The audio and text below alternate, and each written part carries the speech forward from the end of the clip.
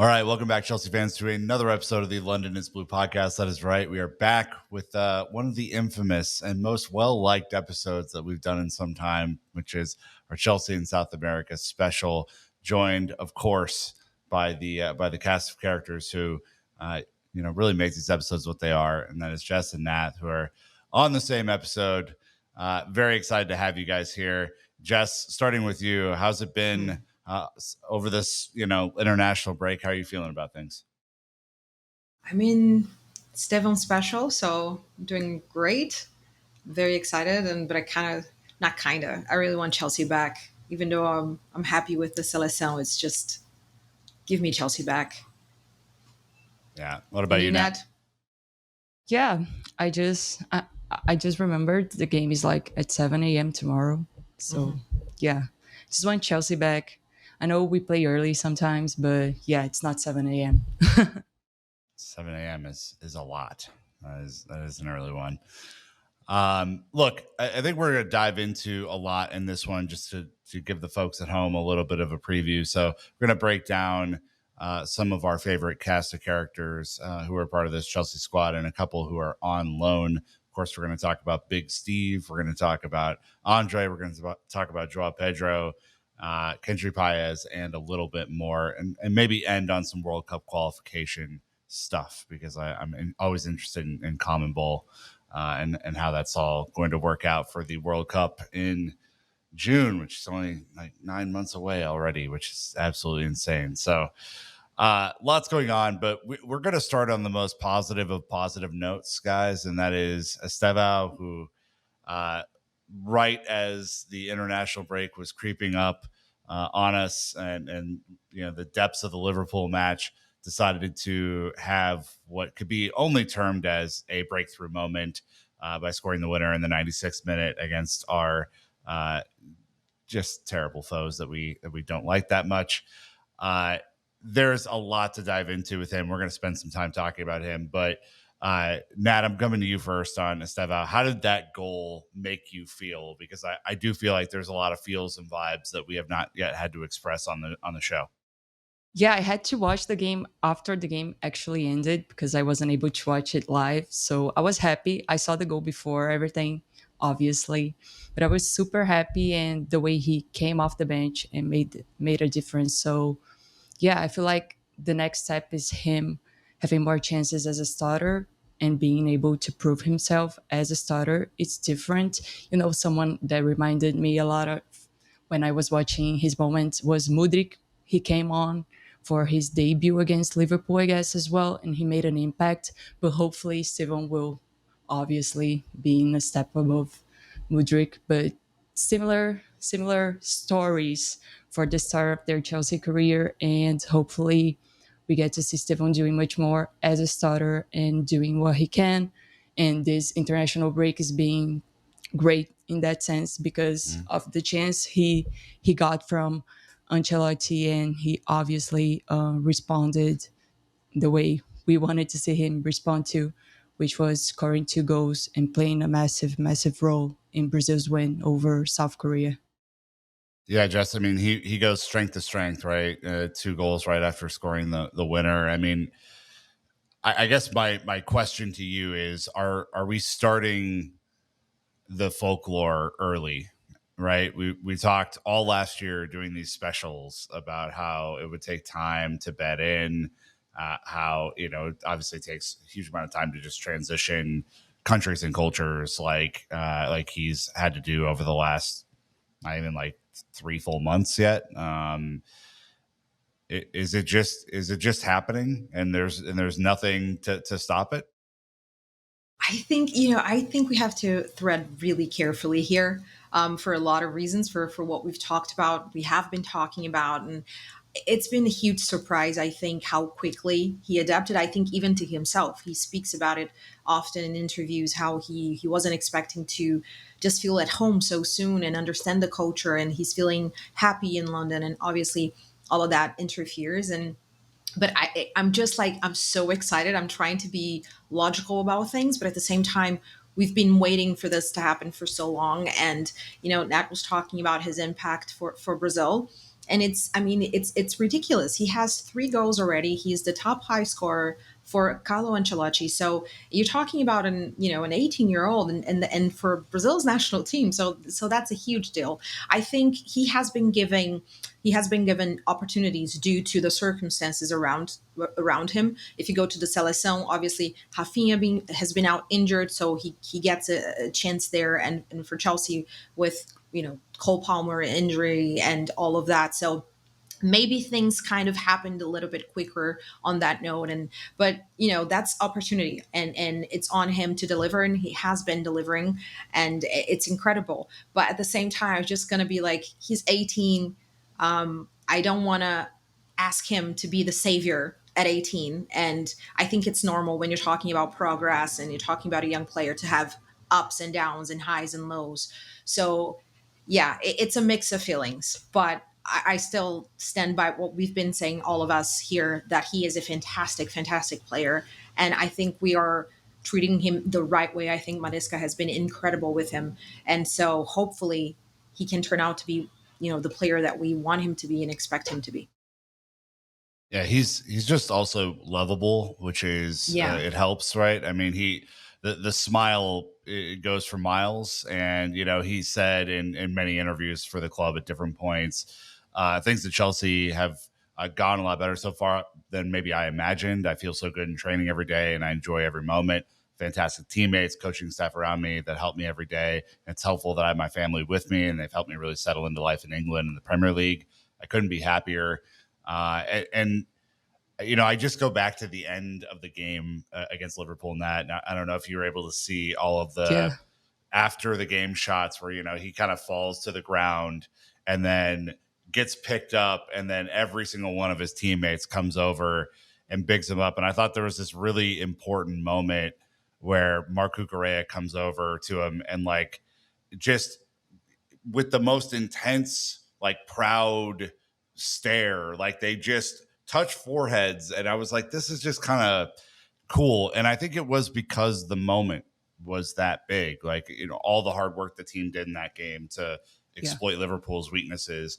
And then we've been asking for this tactically for so long. Someone crashes the back post on a cross and they put it in the back of the net, and bam, you just beat your rival. So I don't know what you made of those moments, but I just really loved that. And I was so happy for him. Yeah, of course. And, there was a moment of him with Joao Pedro, and I was like, yeah, Brazilians, though I'm wearing an Argentina kit. But yeah, you spoke about crashing the no, it's just because of shocking development here on the podcast. Unbelievable. Yeah, but what I was gonna say, you were speaking about crashing the box and being in the second post. His first goal against South Korea was basically like that. I know Bruno Fernandes. Whoa, no, Bruno Guimarães' pass was great, but he was running from behind his marker because he wasn't marking him, but he was supposed to be watching Estevão there. I didn't really catch the name, but yeah, he came from behind, just shot in his first touch, didn't even do anything. He just shot the ball and scored a great goal. So I feel like this is something we can explore better at Chelsea. And I don't know if people actually watch Brazil or anything, but just going quickly here about the game, the attack was Matheus Cunha, Rodrigo, Vini, and Estevão, obviously. And they played so well together. And I feel like we have those pieces at Chelsea to play in a more fluid attack, more quick, fast, mobile attack. And I feel like Maresca can take notes of that and give the freedom to Estevão to crash the box from behind his marker, or I don't know, even centrally. He's been playing centrally a few times for us as well, which I like, though I see him more as a right winger at the moment. But yeah, I feel like the options he brings to us, because he's such a versatile player, are great. And I feel like we have to explore that. I know, as Jess said, I don't want him to be the savior. He doesn't have to be the savior. He's 18. He's just moved to London. He's been at Chelsea for 3 months or so. And he doesn't even speak English that much. So he doesn't have to be a savior. Pretty Yeah. good for this point. I mean, I was Yeah, I agree. I impressed. totally agree. I totally agree. I feel like all this we were speaking about his celebrations and all, and I feel like all this is going to be good for him to build up his confidence and build his own personality, which I think he lacks a little bit. Though he came out of Brazil as a star, big star, he was a big part of Palmeiras Brasileirão title. I mean, they didn't win the championship, but the campaign, he was very important for that campaign. So he came out of Brazil with that, whoa, he's going to be a star. And I feel like he's going to be a star, but he's still got to build up his personality as well. So that will happen with time. I feel like having this support system he has from Maresca, from the players, is going to be key in that. So I'm very excited to see where this goes. And the signs are the best possible so far. Yeah, Jess, I look at this as, this is yet another player who's going to have a ton of international duty. I mean, he's obviously playing a lot over this break, and will likely, assuming no injuries, play a lot in the November break as well, which means that, much like coming back from the September break, needed a little bit of time before kind of being fully integrated back into the squad. Obviously, we have Forest coming up on Saturday.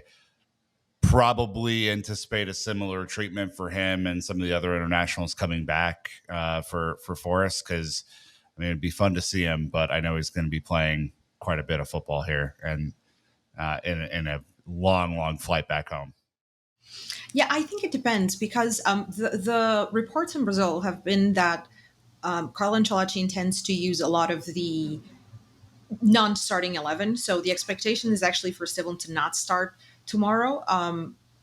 Like Rodrigo probably won't start as well. I think out of these starters only, maybe I think it was Vini Junior and Casemiro, and everybody else was like subs. So I don't think he will play as much as he did against South Korea. Also, there have been reports about him maybe having the flu, so we have to see. I'm much more concerned with that than with anything else about playing time.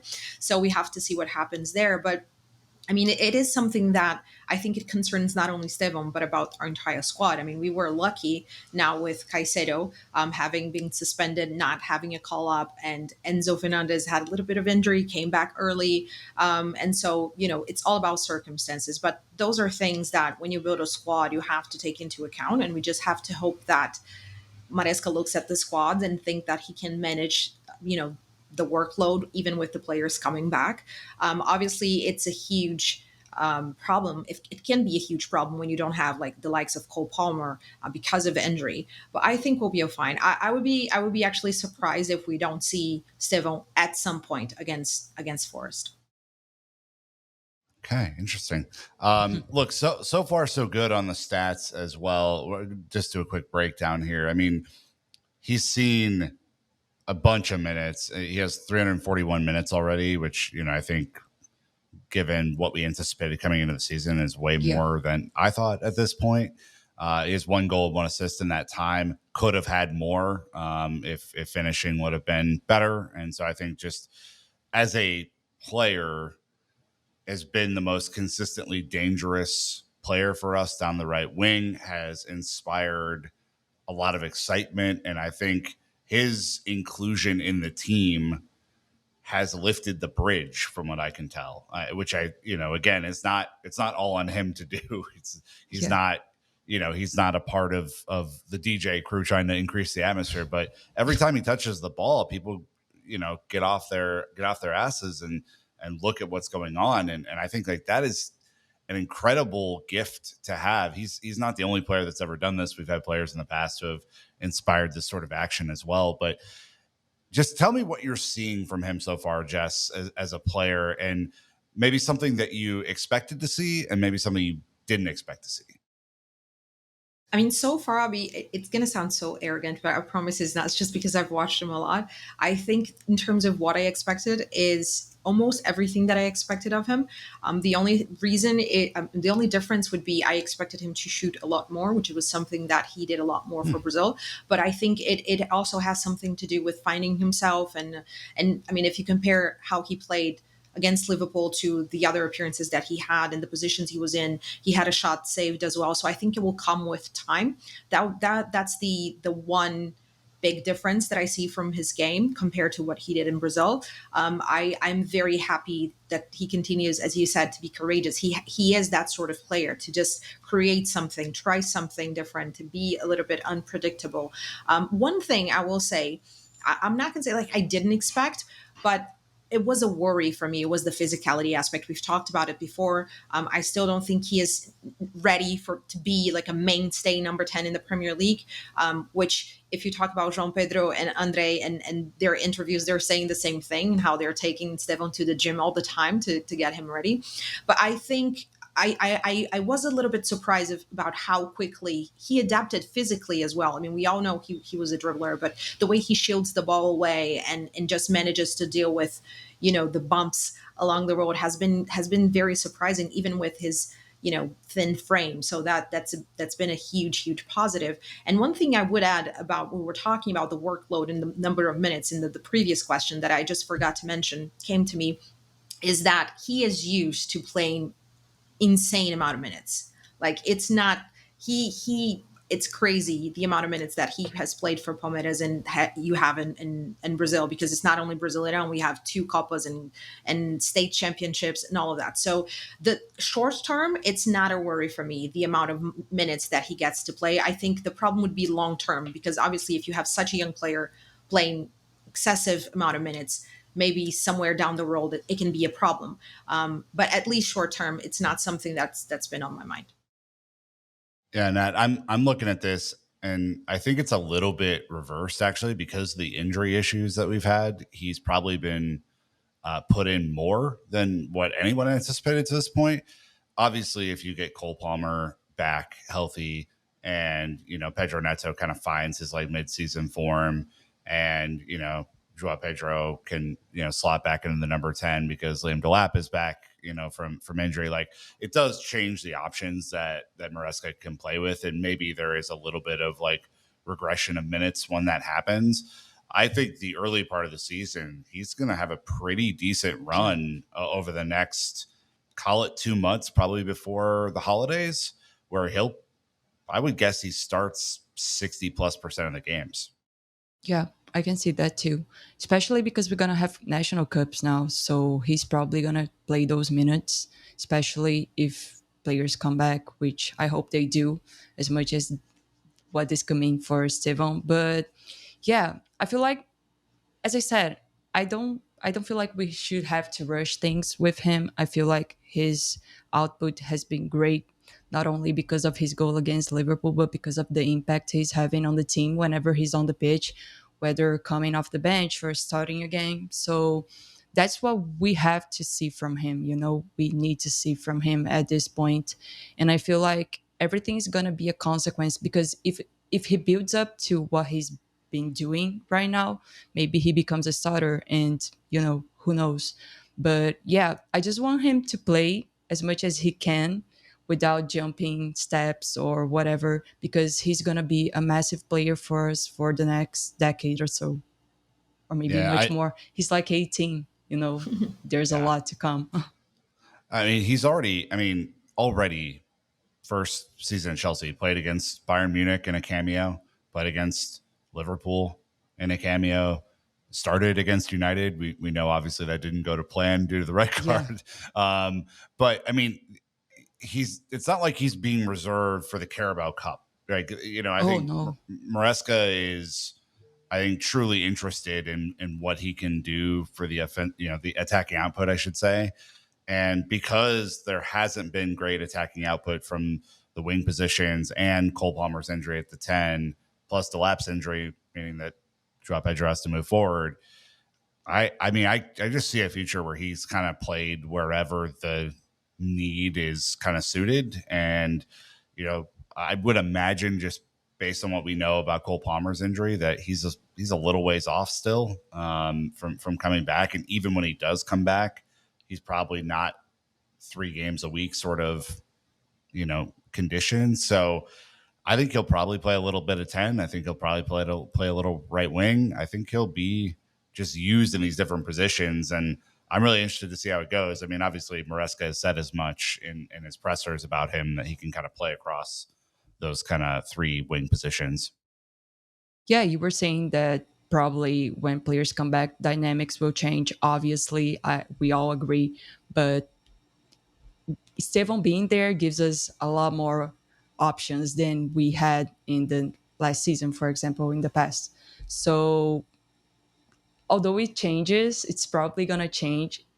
We have so many more options to deal with to deploy in attack or even in midfield. I don't know. I would like to see him at the 10, maybe in those cup games with less physical or, you know, weaker teams overall. So that would be a great opportunity. Those would be great opportunities, or even in the Champions League against weaker teams that we're gonna face down the road, because we got a super weird draw for some reason. I still feel like we got the worst draw of all, but yeah, there are going to be plenty of opportunities for Steven to play, and hopefully Maresca explores that versatility that he brings to the table, because that will be super, super important for us. Jess, last thing, and then I promise we'll talk about some other players. But I love this conversation. I love this player. I mean, he is statistically significant for Chelsea right now. I mean, it's successful dribbles among the best, non-penalty xG among the best, non-penalty xG per shot, if I could spit that out, one of the best. Even interceptions and tackles, surprisingly, is up there, which I don't think any of us would have really expected. Of course, expected assists up there, and passing percentage, all this sort of stuff. The wheel is filled out, as one would say, if you're looking at the McGlock app. So, what are your just thoughts to round out the conversation on Estevao about what it needs to do moving forward to kind of keep this up, and where he's going to be most impactful moving forward? I think, to quote the great Dory from Finding Nemo, just keep swimming. Keep doing what you're doing, and he's been so great. I think you have to talk about him, and you have to talk about everything, the whole management of the club so far, and that goes not only about Maresca but about the players. You guys were talking and mentioning how the like Cucurella, João Pedro came up to him. Reese did the same thing, and pointed to the fence. So I think the entire support system, it's not just the Brazilians, Enzo, Caicedo, and the behind the scenes, the management, everything that we did and we and Chelsea are doing with him has been great. I agree with Casemiro on this instance. He gave an interview for Brazil recently after the game, and he said, Silva is fantastic, absolutely top player. We expect him to be an incredible player for us in Brazil for the long run, but just give the boy time. Like, I feel like now it's great when the hype was just us, right? Because we were just like, Yeah. he is fantastic player, he is fantastic player.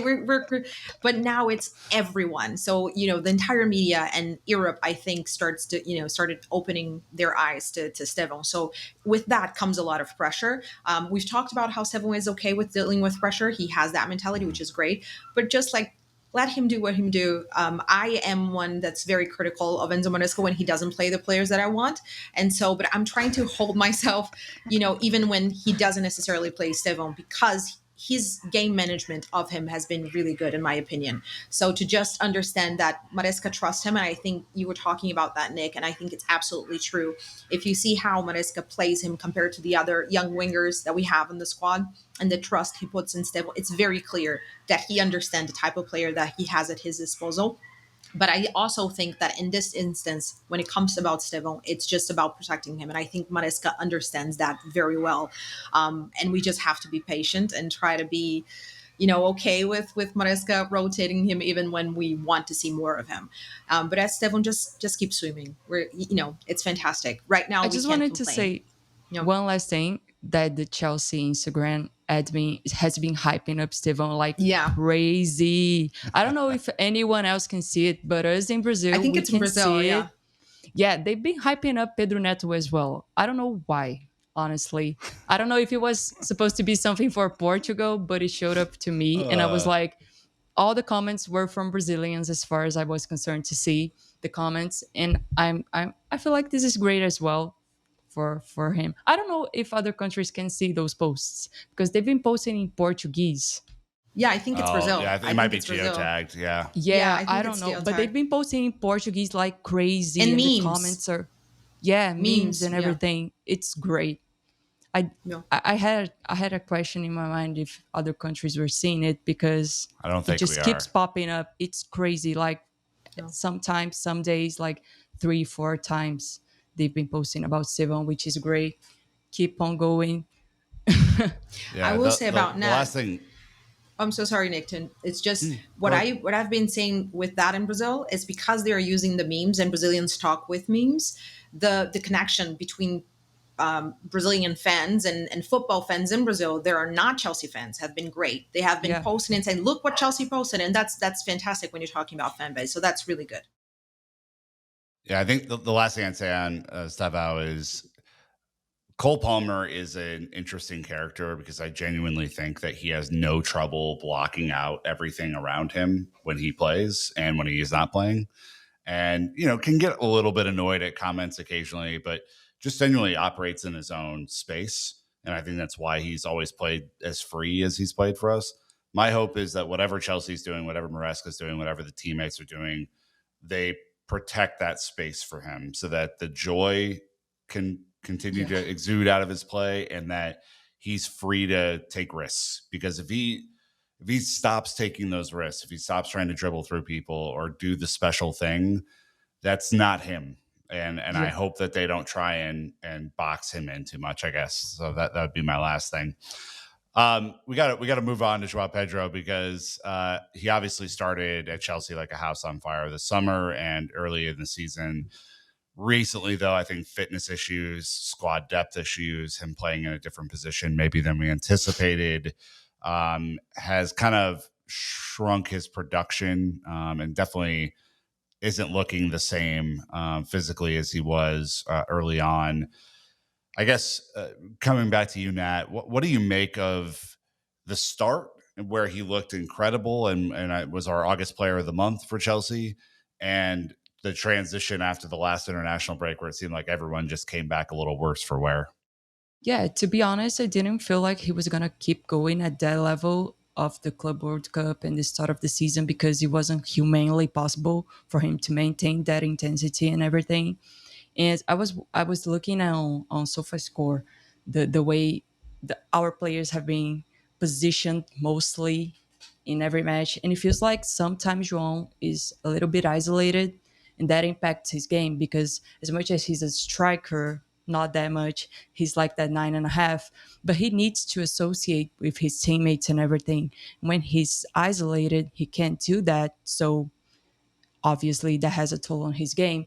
And I was also, yeah, just looking at his hit map and everything. He doesn't crash the box as much. He doesn't have that box presence as much. So it's hard to ask him to just shoot from anywhere. As much as I would like to see people shooting more, players shooting more, sometimes just shoot Agreed. from wherever you are. I don't care. It could be a goal. But at the same time, I do feel like it's okay for him to select his shots better just so it doesn't go crazy.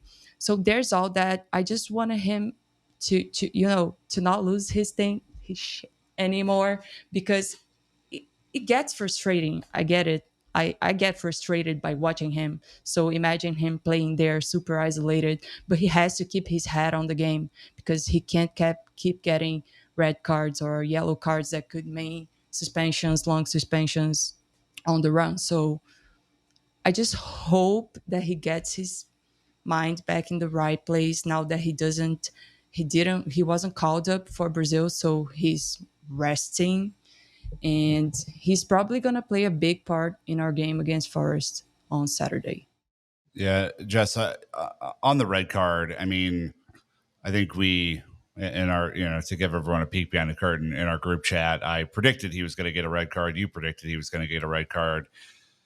Didn't look enthused to be out there. And I think has obviously been carrying some sort of injury along the way, too, which has limited, I think, some of the more explosive runs that we're used to seeing from him.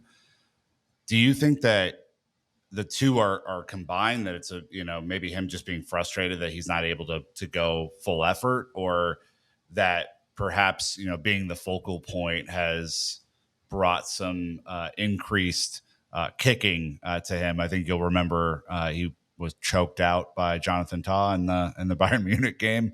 That wasn't called a red card for various reasons that we still don't understand. I mean, do you think like it's just him, or do you think the opposition are kind of getting to him as well?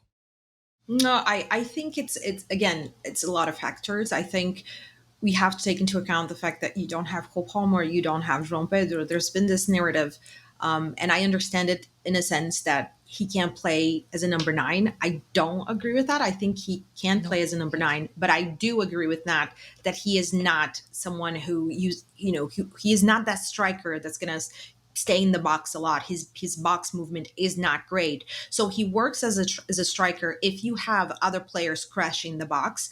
And it's something that we weren't seeing at Chelsea before. Maybe Garnacho and Estevão can help him there. But when Cole Palmer got injured, when Liam Delap got injured, he obviously went up to be the sole number nine. And he had wingers that weren't crashing the box and players that weren't crashing the box. So a lot came up.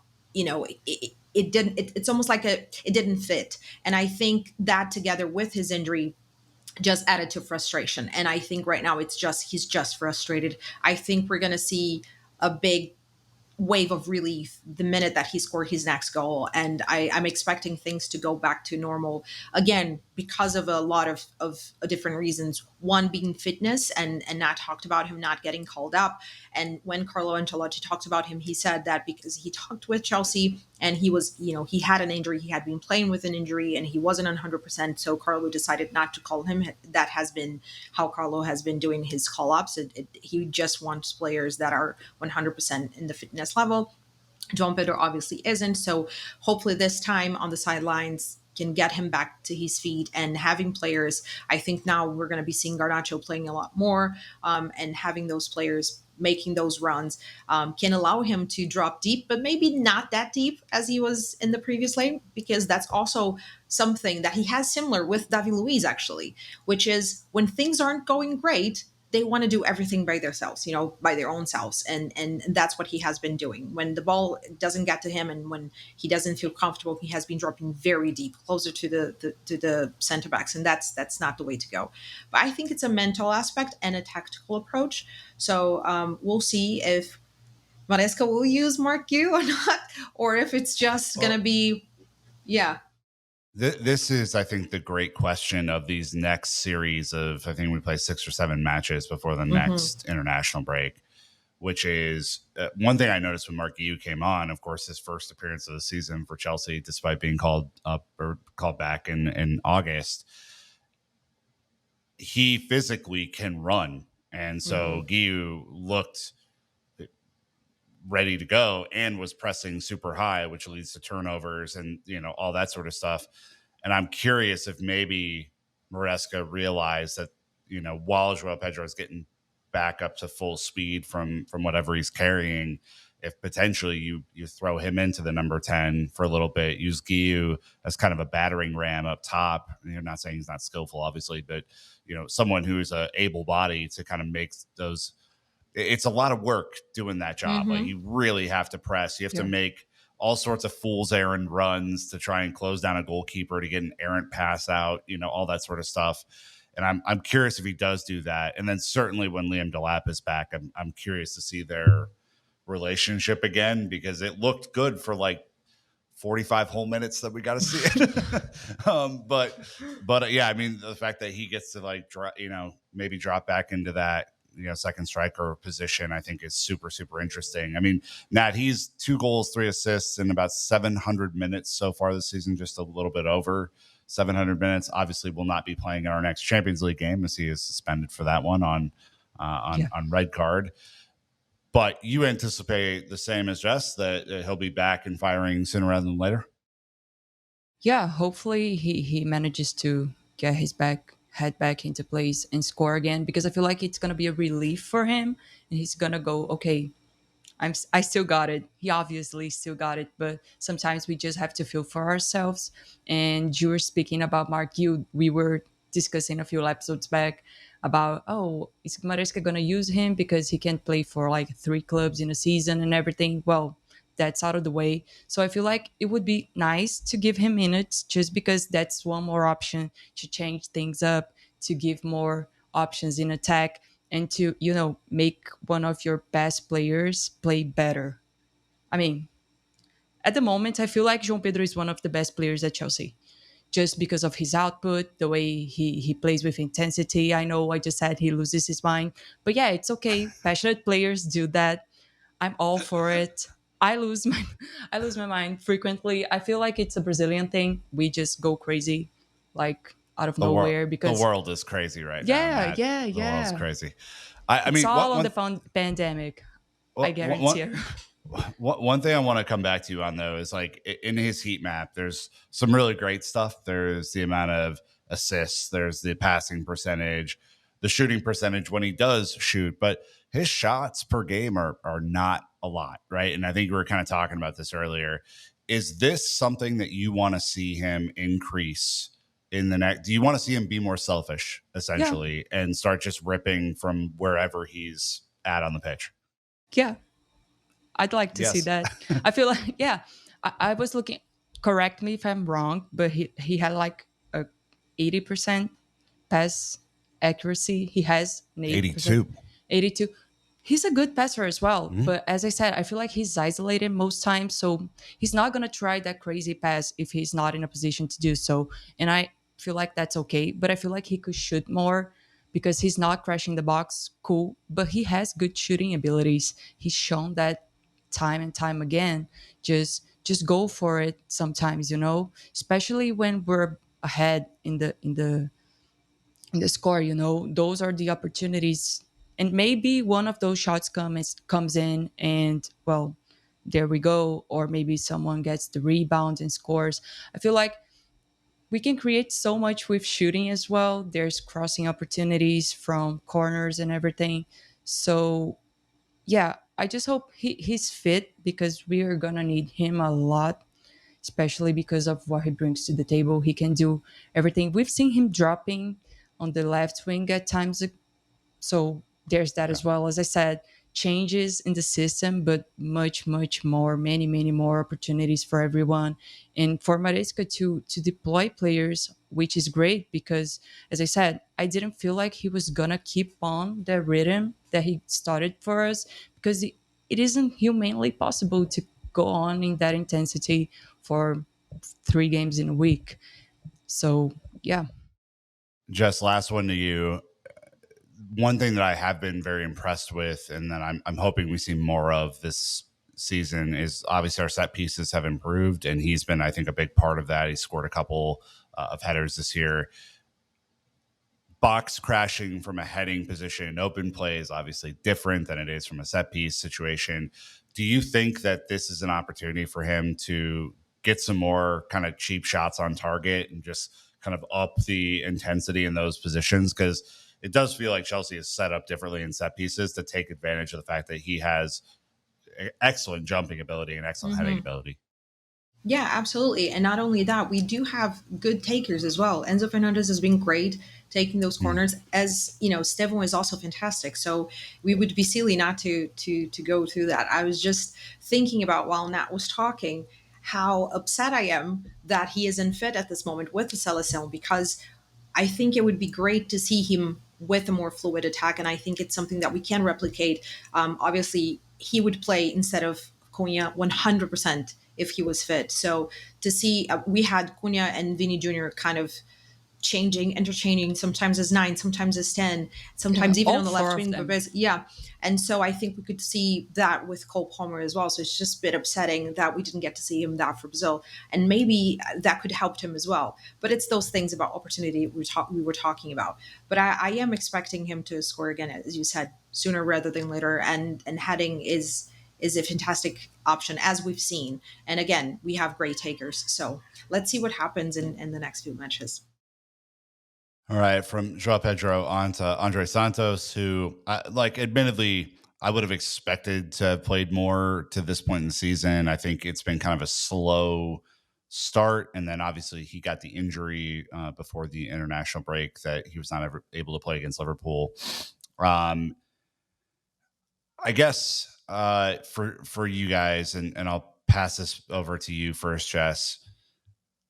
Kind of an odd start, just given the fact that Caicedo and Enzo have taken a little bit of time, and I think they're both still probably battling some fitness issues to be who they are as excellent footballers. Caicedo obviously put on a show against Liverpool, but I mean, he's not physically where we have expected him to be. And obviously, then Dario Sugo gets has a quad injury and is going to be out for a significant period of time, leaving Andre and a just now kind of freshly coming back Romeo Lavia is really the only midfield backup. We felt so good about the depth heading into the season. It's already been cut to shreds. What have you made of the selection issues with Andre, and like how do you expect him to move forward in this kind of next 6 to 7 matches? We were talking about before, and I was talking about before, how I think Enzo Maresca has done incredibly well with Estevão in terms of game management. Here we go. This is where I don't agree with him. I think I don't agree with him. And the reason I don't agree with him is because, as you've mentioned, Dario Isugo was injured and Romeo Lavia wasn't fit. He was injured as well. So that basically left him with 3 fit midfielders with Caicedo, Enzo, and Andre. And I think he could have rotated a lot more. People will now just look at his mistake against United and say, "Oh, he isn't all that," but he is. He's a really good player. I stand by 100%. He's a young player. He's obviously going to make mistakes, and so for me, it is expected, and I'm not going to judge him based on one thing that he did, and he got it wrong 100%. But before that, in the games that he played before that, you could see a lot of quality in his passing ability, and as we've talked about, his versatility. So this is the player, as I agree with you 100%, Nick, that I was expecting to have seen a lot more, again, due to the circumstances of the players around him being injured. Now with Romeo Lavia back, I am not expecting him to play as much. I mean, obviously we don't know for how long Romeo Lavia is going to be fit. Hopefully, don't count on it. Yeah, but we don't know. No, the reality is we don't know. I mean, right, he's fit right now, or seems to be fit right now, and Andre's coming back from an injury. So he has, in theory, more options, with Caicedo having been rested now in international break, and maybe Enzo Fernandez coming back. So it's one for me that I'm just going to wait and see how he does. But I just hope that the mistake doesn't lead to Enzo Maresca being even more reticent of playing him. Yeah, I mean, obviously, Nat, like the back pass and getting into trouble there is kind of uncharacteristic. I think it's probably the product of facing a lot of pressure and just having to make a split decision, making the wrong one. I'm also of the opinion that Trev does not have to commit that foul and get a red card. I think you just let him go through and try and score. He's not even guaranteed to score from the position that he's in. So I don't know. I just think that's kind of a mess, and I'm hopeful that's not like counted against him. Enzo Maresca does say here that he's been a very useful player for us this season. He can play many positions, will be a very important player for us. He's improving on the tasks we're giving him. I see him as a 6 and 8, or even in a midfield 3, which I know we've talked about before, and you're doing the hallelujah hand raise there, which is great. This is I think it's just an interesting conundrum, because it's clear to me from this quote that perhaps they are trying to coach him a little bit differently in training, and it's been a slower uptake on some things, and which is natural. It's his first season with the club. It's his first season playing under this manager. Some players are just going to be quicker to the draw. Some players aren't. But how do you think that Maresca should be using him versus how he's been using him? Yeah, I'm just going to say on this quote that I feel like it's an amazing quote, just because last year he was like, "Oh, I can see Andre, like Enzo Fernandez playing on the 10." And I was like, hell no, you don't. Hell no, you don't. Don't even think about it. So yeah, this is great. He's not labeling his midfielders anymore. Hallelujah. I'm not even joking. This is great. Hopefully he goes on to play in a midfield, 3-man midfield, because that would be like, the I don't even have the She's words. so Yeah, she's This is go like so my watch, excited. folks. dream. This is like Watch my the dream. YouTube video, please. Yeah. The facial Yeah. expressions are I just don't have incredible. words for this. The times that he tried the three-man midfield were great, and I feel like the key's there. He has to go there, and that brings to the whole where does Andre play? And I feel like he's gonna be that midfielder that plays in the box to box role. He has to be that The midfielder for 8. me. Yeah. He has to be because he defends well. He does help in the build up. He had that mistake against United as we were speaking like Brighton. minutes ago. Yeah. But Yep. I was looking at his numbers and everything. He has like 88.8% completion. So in his passes, so that's a good passer. I feel like there's room for more progression both in passes and carries, but I feel like that's the way Maresca has been deploying him as more of a holding midfielder. That's why I feel like he has to play that box to box role because that's where he excels. And we were talking about how João Pedro is great in crosses, set pieces, and everything. Andre is great too. Yep. He's one of the best I've seen. I remember that Sudamericano under 20, it's like 2 years ago, he scored goals from everywhere.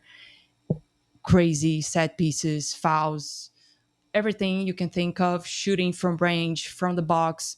He has shooting abilities as well, and that's a point we can explore. Just as we were speaking, shooting volume hasn't been great, but you have a good shooter in Andre, and we've been seeing Caicedo do what he's been doing, scoring goals, which obviously he had in his game, but wasn't able to show more in the past for us. So Andre is there as well and has this same ability to shoot. And I feel like he's a better shooter than Caicedo and also Enzo. And he finishes much better with his head as well. He's got great header. So I feel like he has to be that box to box player with the ability to crash the box as well, to be in the box, to be a presence in the box whenever needed, in the back post, in the first post. I don't care. He has to be more involved in the game and has to progress more with the ball, either carrying or passing, as I said, because he's a good carrier, because he's a good passer. I feel like Maresca doesn't trust him a lot, as you were saying. Maybe there's something in training, maybe there's a way Maresca wants him to play, but he's as a complete midfielder as anyone in the squad. You know, people talk a lot about Lavia, but I feel like Andre is years ahead in terms Yeah. of quality, everything. Jess, I would come back to this because I think like the midfield fitness issues kind of prevent Chelsea from playing a midfield 3, right? I mean, if you only have 3 fit midfielders, you're not going to play them all at once in case of injury, obviously, and all that sort of stuff. But I think if that were ever to happen, you look at the through ball numbers, you look at the progressive passes, you look at his passing percentage, you look at his progressive carry distance, successful dribbles, like all of this points to this player thriving in a number 8 role where he can get really into, what is either a very possession dominant Chelsea attack or, as we saw against Liverpool, a team that can really thrive on the break.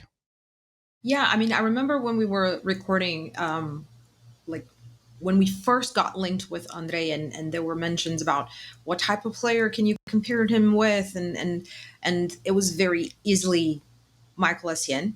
Not again because of the quality or putting them in the same place, but the characteristics of the player and how they are both physical, number eights, box to box that can crash, can shoot, can head the ball, and just there are a lot of elements there. That add similarity. I think the positives, and I agree with Nat, has been that Enzo kind of like in the beginning he was just saying that Andre could only do the Enzo Fernandez role, but then now he thinks that he can do the number 6 with Moises Caicedo as well, and perhaps that's something to do with the injuries in midfield, as you mentioned. But at the same time, like a counter argument to you has been, we don't have Cole Palmer. So maybe using Andre Caicedo with Enzo, we talked about that as well, can be a solution to certain games, or at least to certain moments during the game. So it's something that I also very much want to see. But again, I maybe I'm just a pessimist. I think now that Lavia is fit, I'm expecting Andre's minutes to drop a little bit. But then again, we're going to have the cups. No, we're gonna have the cups, Jess, and perhaps he's that's a Lavi chance. has not been fit for 15% of his total Yeah, I know, Chelsea games. I mean, I just but like he I is fit understand your now. point, Yeah, but well, we think yeah. I don't know. Until he plays 390s in a week, I'm not Ha considering ha him ha fit. ha ha. Yeah, no, Ha. I'm not expecting him to play 390s, but now he's gonna play. Whether If he if he's fit, plays he plays. 190, it's gonna be a lot. Yeah, but That's he plays. also That's true. 190 less. That's 190 less to Andre. So that's what I'm saying. I do like Lavia. I think the way that you keep everybody fit is you just rotate. And I You think have to. we've talked about how we have great options in midfield. So just trust them, rotate them, use them in multiple positions. I also think that I agree with Nat. I would much rather see Andre having the freedom to move forward and find that space to have the ball, shoot, create chances. Forward passes and progressive passes, carrying the ball a lot closer to goal and all of that. But when you're talking about our midfield and the fact that Dario Esugo is injured still, and you look at the options of Andre and Lavia as somebody that can replace Caicedo when needed or to rotate the number six, I think Andre would do and does a much better job at six. So that goes against the idea of him going further forward, just from a basic number and trying to do what's best for the squad and not just for Andre as a player. So for him as a player, I would rather have him forward. But I think in the squad right now, he can be the one to just be the understudy to Caicedo and offer Caicedo some sort of rest.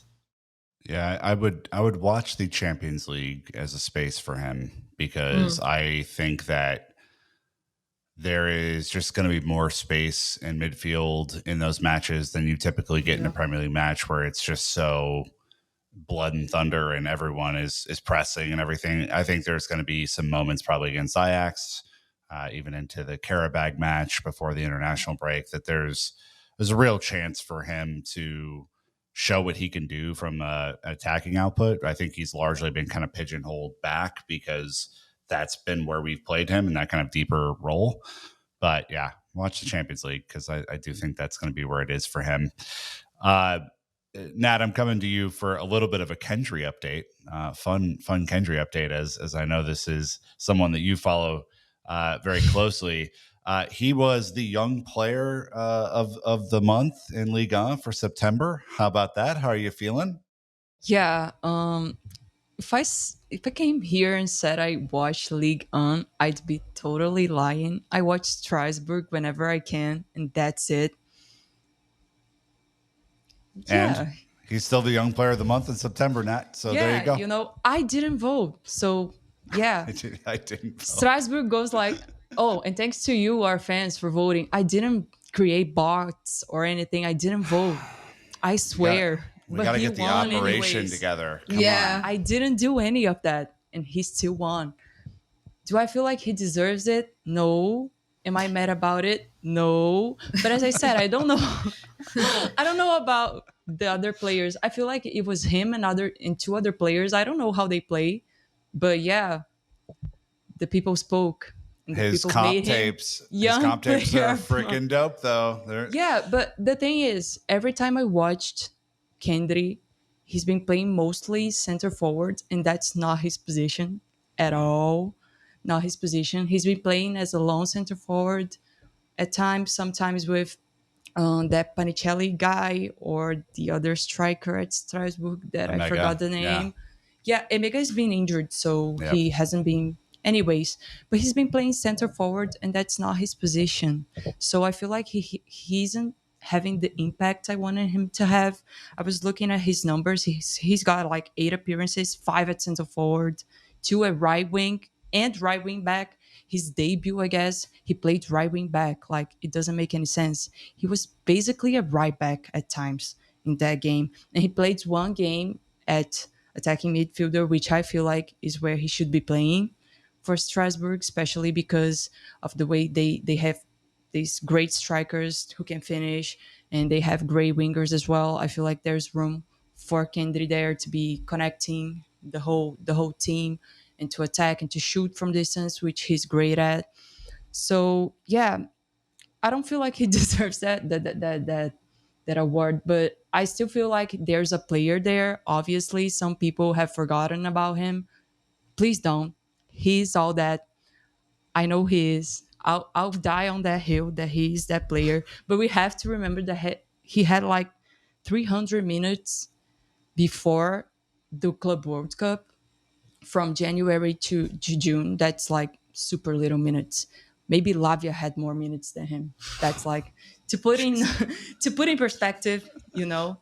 So if you think Lavia plays super, he doesn't play a lot. Kendry played less, and I had huge expectations about him being part of the squad for the Club World Cup, which didn't happen. Although he was there and lived that whole competition with the squad, but he didn't play. So he's still trying to get back to that fitness. He's played like 426 minutes so far, if I counted everything right. And it's a fair number, not gonna lie. I'm happy with the minutes he's been getting, but not the way he's being deployed. I feel like those are gonna be important minutes for him to build up his confidence, his rhythm, his pace, his abilities to get back in shape, to put his mind in the right place because this is a big move as well. He's coming from the Ecuadorian league, which is okay, but not that strong. It's probably the third or fourth best in the continent. So he's going to top flight in France. That's a big leap for me, in my opinion. So it's just great to see him playing, although I don't like the way he's being deployed. But yeah, he's got to go, and that's cool. He got that out of the way pretty quickly. So he just needs to keep building up on it just for him and for his team. And I feel like from now on, we're going to see him more and more and more, and hopefully in a better position, either at right wing or as an attacking midfielder, connecting the whole Strasbourg team because they have plenty of talent there. They are a fun team to watch. So, yeah. Well, they're third in Liga right now, which is Yeah. not nothing. I mean, that's a pretty cool thing. I mean, his manager Rossinier comes out and says Kendry's a kid who has a gift. He's an ultra talented player who adapted quickly.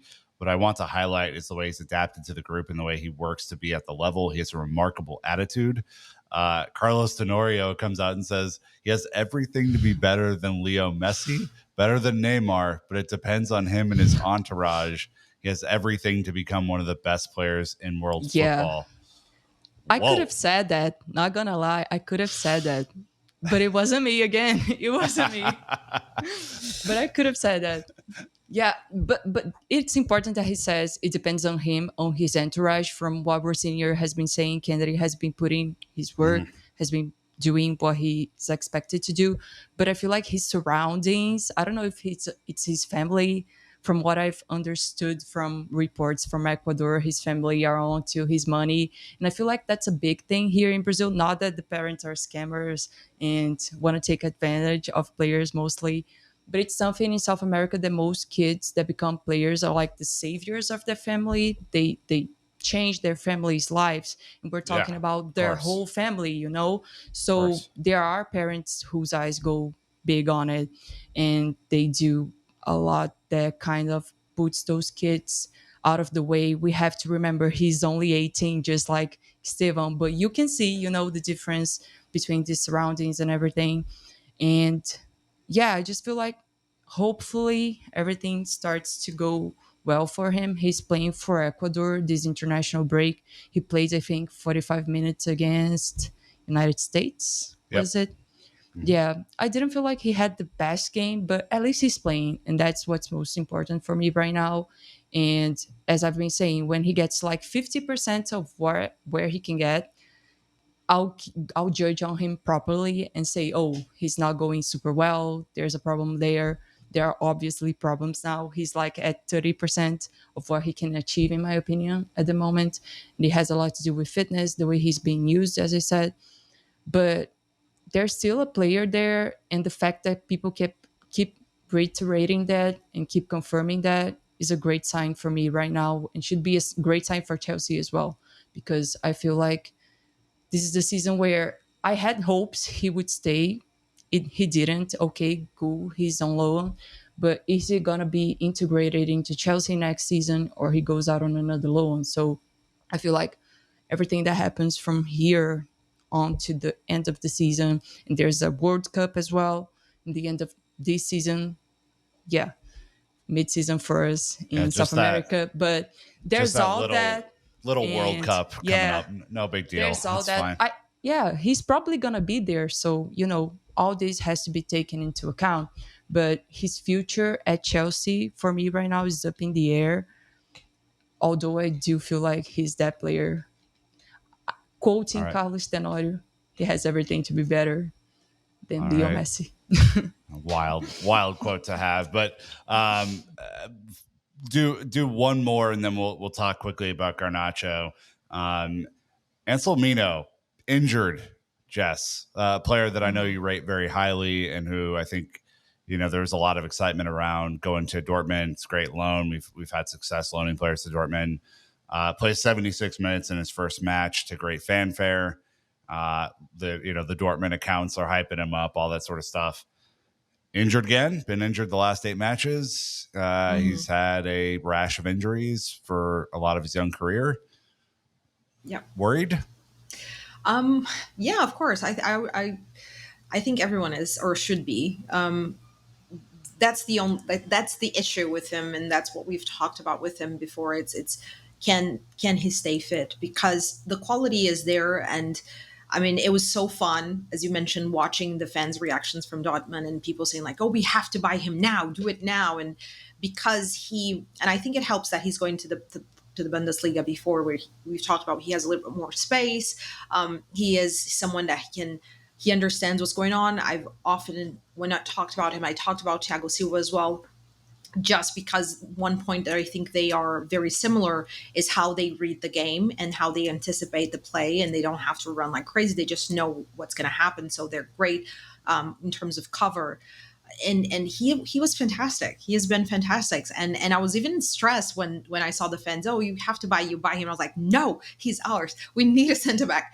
And then unfortunately, like I feel like we've seen the best of him and the worst of him in 2 games, which is the main worry, is the fitness. He can never develop into the player that we think he can be, and that the talent that he has would put him in this shelf that he may not get there because of his fitness. And I think as a Chelsea fan, that's a bigger problem now when you're talking about center backs that can't stay fit.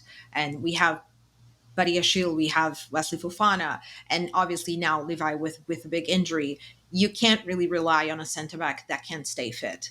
That's not something you want to add to the team. So just hopefully he gets back to his best, he gets back on form, he gets playing time. And I think, like Nat said, to me, I just need him playing. Much like right now, I just need to see him play, and let's see how he does with a full season and how his body copes with having a lot of games, which is something that, as you pointed out, he has been struggling with even back in Argentina.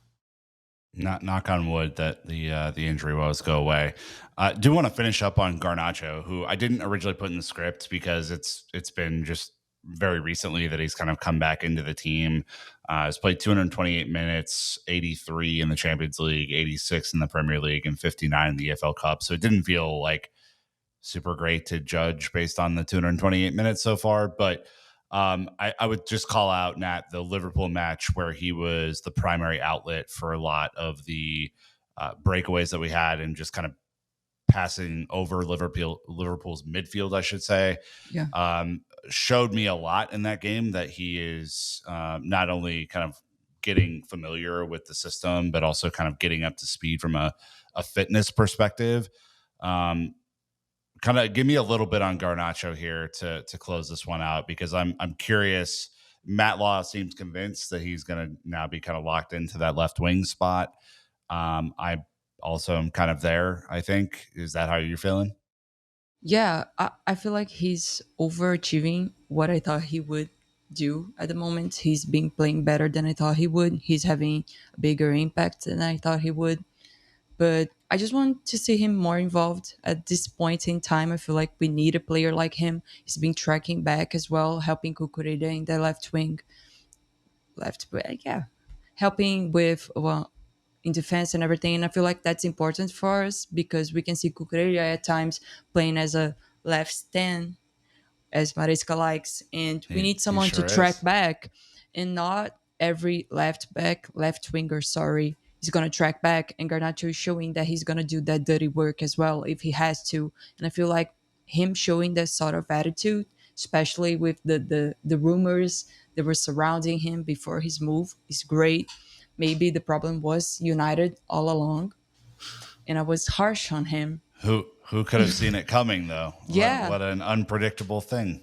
yeah, and I feel like it's gonna be one of those situations, from what I'm catching from what he's been showing, that he's gonna score his first goal and then he's gonna go on a streak. Not saying he's gonna score every game, but he's gonna be more consistent with his output, with his end product, and that's gonna be great for us because of the way Maresca wants his wingers to play, beating players in 1v1s and crossing and shooting whenever there's space. And he's been showing that he can and does that often. I feel like it's just about having success there. And obviously he's not gonna go the rest of his career without scoring. So hopefully that happens soon so that we can see even better of him. Yeah, I think just the one thing I'm kind of thinking about from the left wing, everyone's been kind of not super impressed with Jamie Gittins to this point. I think there was a little bit of a better cameo against Liverpool for Gittins than before. But once you kind of get your full complement of attackers back, like we were talking in the Estevao section earlier, Delap is back, Palmer's back.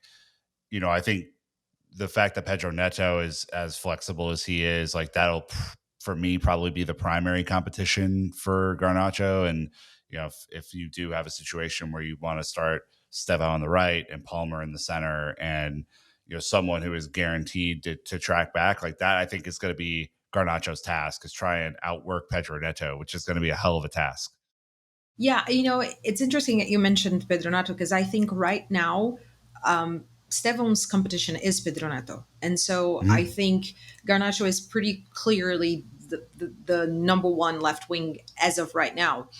And it's for me, the problem is I don't love the pairing of Garnacho and Pedro Neto together. I don't think the characteristics of the two of them go that great together.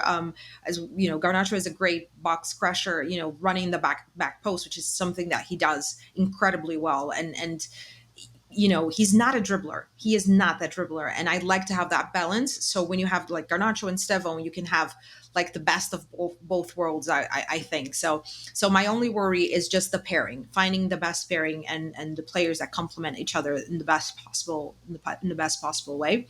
But I don't know. I don't think I was that harsh on Garnacho. I was against the signing. I didn't want to make the signing. I don't hide it. But the thing is, I didn't want him and Gittins. It's not about either player. I just think that we should have gone for a different left winger altogether. But I do think that right now, and the minute that we've signed him, he immediately was our best left winger. He is the most ready. He understands the league, and yeah, he is doing what I expected him to do, which is just the back post running and all of that. And I do think that we're going to score a lot of goals and get a lot of assists from that, from that exact play of him running like crazy in the back post. Hopefully, more and more.